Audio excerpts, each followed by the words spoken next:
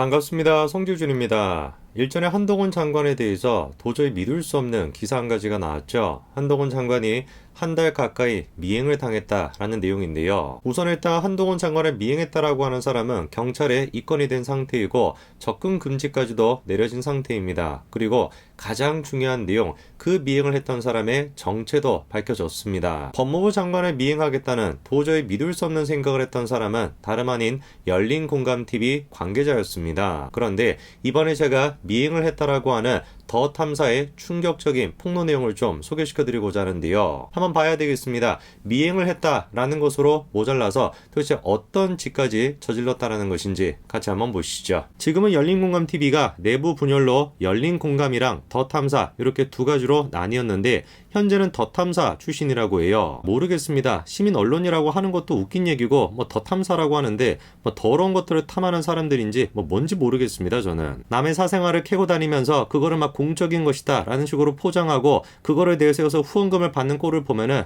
진짜 이거를 더럽다 말고 어떻게 표현을 합니까? 그런 인간들이 김영란법을 위반한 거 아니냐 이런 의혹이 있었습니다. 놀랍게도 한 후원자로부터 한 명당 300만원 이상의 고가의 양복을 접대받았다 이런 의혹이 있었는데요. 특히나 김두일이 같은 경우는 양복집에 가가지고 제냐를 찾았다 이런 얘기도 있었는데 글쎄요, 겉모습만 봐서는 제냐 이런데 관심이 없으실 것 같은데 또 좋은 건 뭔지 또 아시나 봅니다. 그렇게 더럽게 돈을 받는 거 그걸로도 모자라가지고 고급 양복 300만원짜리 양복까지도 접대받았다 그런 논란이 있었습니다. 그런데 더러운 게 여기서 끝나지 않아요. 그거를 옹호하는 방식은 더 더러웠습니다. 옹호했던 대표적인 사람이 허재현 과거 한겨레 출신 기자인데 이 인간은 과거에 이재명 아들 논란을 덮기 위해서 이준석 전 대표와 관련된 말도 안 되는 얘기를 했던 그 양반입니다. 더 탐사가 김연아법을 위반했다, 접대를 받았다 이런 논란이 터지니까 어떤 식으로 저거를 옹호했냐, 의혹을 제기한 사람이 과거에 이런 일을 했던 사람이다 이런 식으로 폭로를 또 해요. 정작 그런데 허재현 본인 스스로가 정의의 사도인 척하지만 자기는 과거에 이런 일 때문에 한겨레에서 쫓겨났던 인간 아닙니까? 다 비슷한 인간들끼리 그렇게 끼리끼리 모여 있는 겁니다.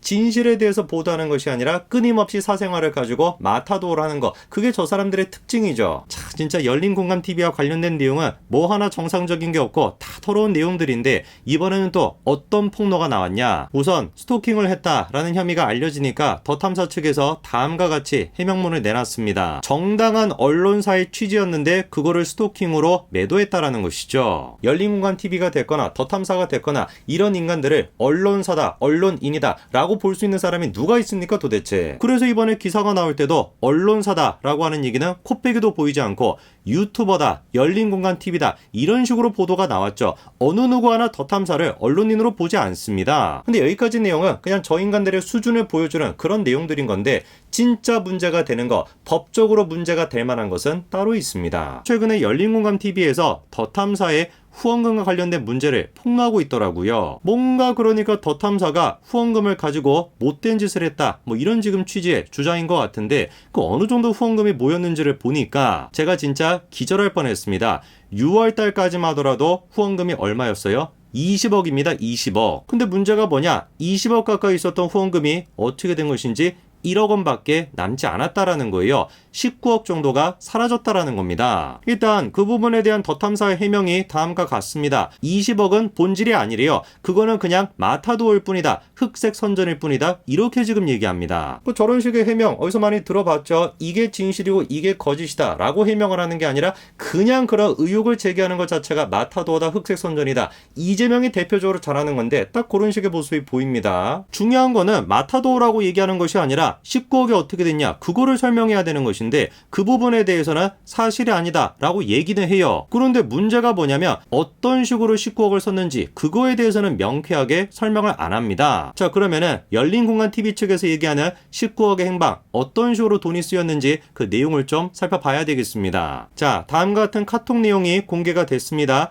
계약 완료 호실이라고 하면서 열린공감 카페라고 나와 있는데 더 탐사 측에서 9월 1일 즈음에 별내 파라곤 스퀘어 M동에 계약을 완료했대요. 꽤 규모가 큰 것 같습니다. C147부터 152까지 80평 정도를 임대를 했고 9월 1일이라고 적혀있고 그 용도가 대형 카페라고 적혀있는 걸 확인할 수 있죠. 근데 뭔가 얼핏 기억 속에 떠오르는 게 있죠. 하필이면 9월 1일이 언제냐? 경찰이 더 탐사 측을 압수수색을 했던 날, 그날이 바로 9월 1일이었습니다. 그거에 대해서 더 탐사 측은 마치 자기들이 언론 탄압을 당한다, 심지어 외신 기자회견까지 열겠다, 이렇게 주장했었습니다. 그리고 실제로 외신 기자회견 비스무리한 거를 열기는 열었더라고요. 이거 봐봐라, 기사까지도 나오지 않았냐, 자랑스럽게 저렇게 올려놨는데, 글쎄요, 그 사이트가 이 사이트인데 제가 보기엔 뉴스 사이트도 아닌 것 같고 정체를 잘 알 수 없는 그냥 블로거처럼 보입니다. 그러니까 당연히 진정성을 의심해 볼 수밖에 없는 것이죠. 정말로 이 사람들이 경찰의 압수수색에 대해 가지고 무슨 언론 탄압이다, 공포다, 이런 거를 느끼는 게 맞는 것이냐, 아니면은 그저 또 다른 후원금을 모으기 위해서 또 다른 카페 같은 걸 열기 위해 가지고 쇼를 벌이는 것 뿐이냐, 의심할 수밖에 없는 거 아니겠습니까? 그런데 아직까지도 더 탐사 측은 19억이 어디로 갔냐라는 질문에 대해서 명쾌하게 밝히고 있지 않습니다. 저희 살림은 저희가 하겠습니다, 이런 식으로 지금 무대뽀로 대응하고 있죠. 더 탐사를 둘러싼 논란은 여기서 끝나지 않는데요. 더 탐사에 최영민이라고 하는 사람이 있습니다. 보니까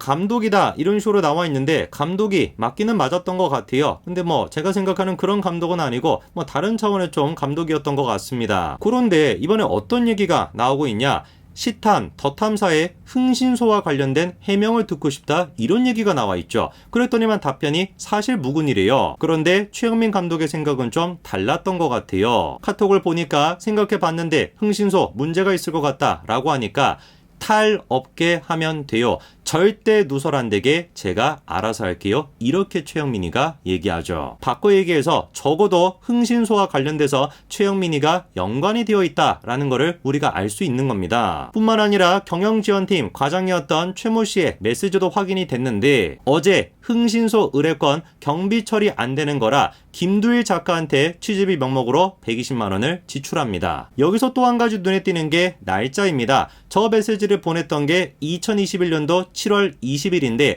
그때 즈음에 흥신소를 의뢰했었다라는 거죠. 그러니까 충분히 우리가 메시지를 통해서 뭐라고 생각할 수 있는 겁니까? 열린공감TV가 작년에 한창 김건희 여사에 대해서 과거에 뭘 했다 어쩌고 저쩌고, 그거를 무슨 단독 보도라는 식으로 그렇게 떠벌리고 다녔던 게 사실상 뭐랑 연관되어 있을 가능성이 크다? 흥신소랑 연관되어 있을 가능성이 굉장히 크다는 것이죠. 분명히 더 탐사 측에서는 흥신소에 대해 가지고 사실 무근이라고 입장을 밝혔습니다. 그러나 공개되어 있는 카톡과 메시지를 보면은 사실 무근이라고 하는 얘기 자체가 허위사실 유포인 것 같습니다. 글쎄요, 그렇게 김건희 여사에 대해서, 그렇게 한동훈 장관에 대해서 사생활을 가지고 문제가 되지 않는 것을 공익적인 것으로 포장을 해서 후원금을 받았던 더 탐사가 과연 앞으로 이 인간들을 둘러싸고 어떤 또 충격적인 내막이 드러날지 우리가 또 지켜봐야 될 것 같습니다. 그런데 지금까지 내용만 보더라도 앞으로 어떤 내용이 드러날지는 뻔할 것 같네요. 여기까지 말씀드리겠습니다. 감사합니다.